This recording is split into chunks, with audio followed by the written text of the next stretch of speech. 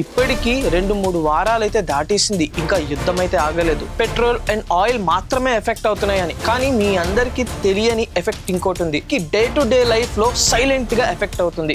Oil ని import చేసుకుంటానికి కొనుక్కోవడానికి ఎక్కువ డాలర్స్ అయితే కావాలి. అందరికీ యుఎస్ డాలర్సే సేఫ్ అనిపిస్తుంది. ఆ ట్యాక్స్ రూపంలో మన దగ్గర నుంచి గవర్నమెంట్ తీసుకుంటాం స్టార్ట్ చేస్తుంది. ఆ వార్ ఎఫెక్ట్ ప్రతి ఒక్కటి మిడిల్ క్లాస్ ఇండియన్ పైన పడుతుంది. హాయ్ హలో నమస్తే, welcome to Telugu now with your సామ్రాట్.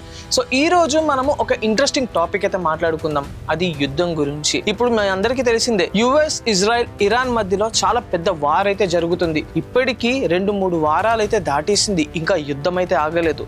కానీ ఈ యుద్ధం వల్ల ఎవరికి లాస్ అవుతుంది? మనందరం అనుకుంటున్నాము మనకి జస్ట్ పెట్రోల్ అండ్ ఆయిల్ మాత్రమే ఎఫెక్ట్ అవుతున్నాయని. కానీ మీ అందరికీ తెలియని ఎఫెక్ట్ ఇంకోటి ఉంది. అది ప్రతి ఒక్కడి మిడిల్ క్లాస్ వాడి పాకెట్ పైన పడబోతుంది. అది కూడా త్వరలోనే. ఆ ఎఫెక్ట్ ఏంటో తెలుసుకుందాం ఈ రోజు. వార్ మిడిల్ ఈస్ట్ లో జరుగుతుందని మనందరికీ తెలిసిందే. కానీ దానికి మనకి డైరెక్ట్ కనెక్షన్ అయితే లేదు. కానీ యాక్చువల్ గా మనకి డే టు డే లైఫ్ లో సైలెంట్ గా ఎఫెక్ట్ అవుతుంది. ఎస్పెషల్లీ మన రూపీ పైన ఈ ఎఫెక్ట్ చాలా గట్టిగా ఉంటుందండి. సింపుల్ గా చెప్పాలంటే ఇండియా ఆయిల్ ని ఎక్కువగా ఇంపోర్ట్ చేసుకుంటుంది. యుఎస్ డాలర్స్ లో దాన్ని కొనుక్కుంటుంది అనమాట. వార్ వల్ల ఆయిల్ ప్రైస్ అయితే పెరిగిపోయింది. అయితే ఇప్పుడు ఇండియాకి ఆయిల్ ని ఇంపోర్ట్ కొనుక్కోవడానికి ఎక్కువ డాలర్స్ అయితే కావాలి. ఎందుకంటే మన ఇండియా డాలర్స్ వైజ్ లోనే మన ఆయిల్ ని కొనుక్కుంటాము. అప్పుడు ఏమవుతుందంటే ఈ వార్ వల్ల డాలర్స్ కి డిమాండ్ పెరుగుతుంది.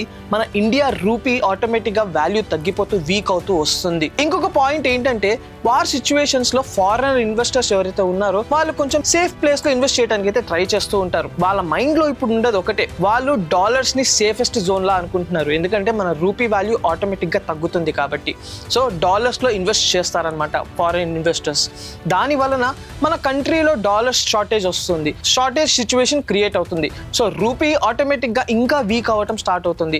అలాగే ఆయిల్ రేట్స్ పెరుగుతాయి. మనం బయట కంట్రీస్ కి ఎక్కువ మనీ పంపించినా మనకి ఎక్స్పోర్టింగ్ ఫాస్ట్ గా అయితే జరగదు. సో గ్యాప్ పెరుగుతుంది. దీన్నే ట్రేడ్ డెఫిసిట్ అంటారనమాట. ఇది కూడా రూపీని డౌన్ చేయటం స్టార్ట్ చేస్తుంది. ఫైనల్ గా చెప్పాలంటే వరల్డ్ లో ఇప్పుడు టెన్షన్ ఉన్న టైంలో అందరికీ యుఎస్ డాలర్సే సేఫ్ అనిపిస్తుంది. సో అందరూ డాలర్స్ ని కొనడానికి ట్రై చేస్తారు. అప్పుడు డాలర్ స్ట్రాంగ్ అవుతుంది, మన రూపీ వాల్యూ తగ్గుతుంది. రూపీ వాల్యూ తగ్గే కొద్దీ ప్రతి ఒక్క మిడిల్ క్లాస్ వాడి ట్యాక్స్ పైన పడుతుంది అనమాట. ఆ ట్యాక్స్ రూపంలో మన దగ్గర నుంచి గవర్నమెంట్ తీసుకుంటాం స్టార్ట్ చేస్తుంది. సో ఈ ఎఫెక్ట్ ఇక్కడ మన పాకెట్స్ పైన పడుతుంది. రూపీ వాల్యూ తగ్గిపోతుంది. అండ్ వార్ అనేది వాళ్ళిద్దరి మధ్యన కాదు, ఆ వార్ ఎఫెక్ట్ ప్రతి ఒక్క మిడిల్ క్లాస్ ఇండియన్ పైన పడుతుంది.